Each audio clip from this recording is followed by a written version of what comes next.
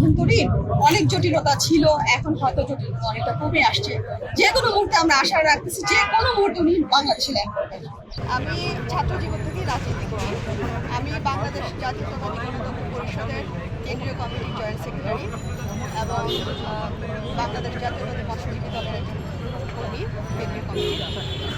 এবং আমি রাজনীতি করি স্টুডেন্ট লাইফ থেকে। বাংলাদেশের আমার রাজনীতির শুরু হয়েছে বিএনপি। ছাত্রদল করতাম, যুবদল করেছি, মহিলা দল করেছি।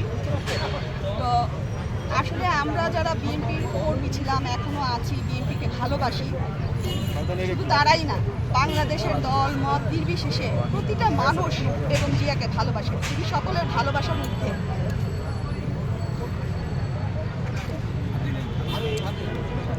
সকলের ভালোবাসার ঊর্ধ্বে। আমার মনে হয় না শুধু বাংলাদেশ না, আমাদের এই এশীয় উপমহাদেশে ওনার মতো জনপ্রিয় নেত্রী আর দ্বিতীয়টি আছে বা হবে, এই আশাও আমি রাখি না।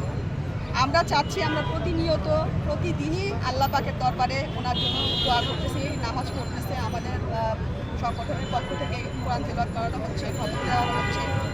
আমরা চাই আমাদের ম্যাডাম সুস্থ হয়ে আমাদের মাঝে ফিরে আসুন এবং বাংলাদেশের গণতন্ত্রের হাল নিজের হাতে আবার পুরো প্রতিষ্ঠিত করেন। আপু, আজকে পর্যন্ত তার শারীরিক অবস্থা কতটুকু কি জানতে পেরেছেন? আসলে উনি এখনো শারীরিক কন্ডিশন যেটা, উনি নিবিড় পরিচর্যা কেন্দ্রে আছেন। চায়নার যে টিম এসেছিলেন, চিকিৎসক টিম, তারা দেখে গেছেন। আজকে যুক্তরাজ্য থেকে যে টিম আসছে ওনারা দেখছেন, পর্যবেক্ষণ করছেন।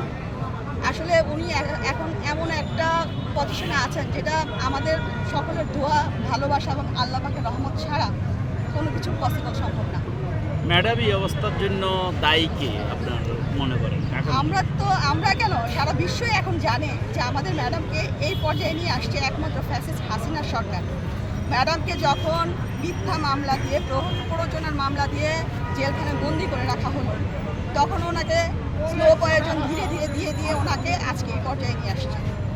এটার জন্য সম্পূর্ণ দায়ী স্বৈরাচারী খুনি হাসিনা এবং তার সরকার। তার বিচার অবশ্যই তার ফাঁসি চাই।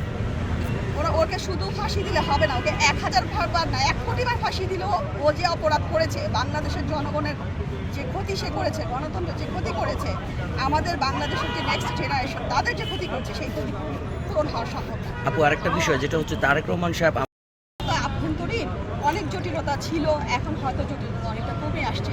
যে কোনো মুহূর্তে আমরা আশা রাখতেছি যে কোনো মুহূর্তে উনি বাংলাদেশে ল্যান্ড করবেন।